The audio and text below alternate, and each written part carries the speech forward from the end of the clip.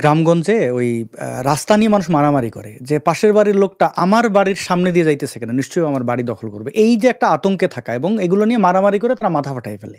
এই অবস্থা হয়েছে আমাদের রাজনীতির বা আমাদের দেশের গুরুত্বপূর্ণ ব্যক্তিরা এইভাবেই একটা ভুল জিনিস বা একটা অহেতুক জিনিস নিয়ে ব্যস্ত আছেন। বলা হচ্ছে কেন মমতা ব্যানার্জি বলছেন যে শান্তি রক্ষী পাঠাইতে হবে আমাদের দেশে, আমাদের খুবই সেন্টিমেন্টাল লাগছে।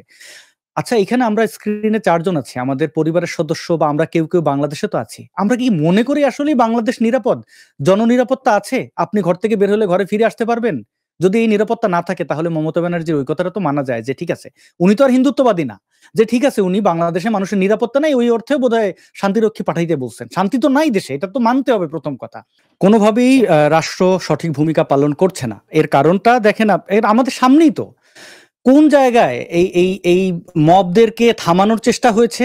আমি তো দেখি নাই। এবং জি। যখন বিবৃতি আসে স্বাভাবিকভাবে ফিলিস্তিন থেকে ফিলিস্তিনের বিষয়ে আমরা বিবৃতি দেই, বিভিন্ন রাষ্ট্রের বিষয়ে দেই। এখন ভারত যদি মনে করে যে তারা এটা নিয়ে রাজনীতি করবে, তারা কি করবে না? তারা তো ধর্ম নিয়ে রাজনীতি করে। শুভেন্দু অধিকারী বাংলাদেশ বিদ্বেষী কথাবার্তা অনেকদিন ধরে বলেছেন।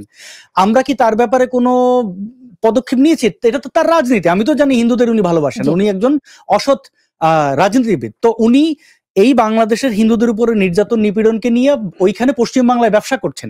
সেই ব্যবসা যেন এককভাবে করতে না পারেন, মমতা ব্যানার্জি এসে একটা মন্তব্য করলেন বাংলাদেশের অবস্থা খারাপ, ওইখানে শান্তি মিশন থেকে লোক পাঠানো। আমরা খুব সেন্টিমেন্টাল হয়ে গেলাম যে এই কত বড় সাহস, এই হলো সেই হলো। কিন্তু আমরা আমাদের নিজের দোষটা দেখি না।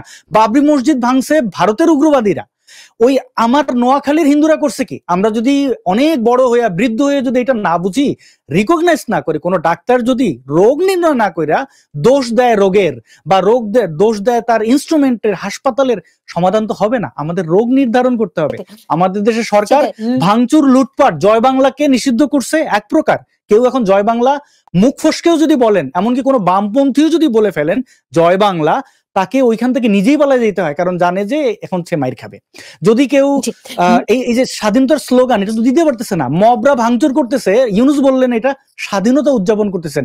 আজকে জাতীয় পার্টির নেতাদের ধরে পিটাচ্ছে, মানে আমার লজ্জা লাগে এটা বলতে। তাদেরকে ভারতের দালাল বলতেছে, তাদেরকে রয়ের এজেন্ট বলতেছে জাতীয় পার্টিকে। এটা আমার কথা না, বরং নাম করা কিছু লোক যারা উপদেষ্টা সমন্বয়ক তারা বলতেছে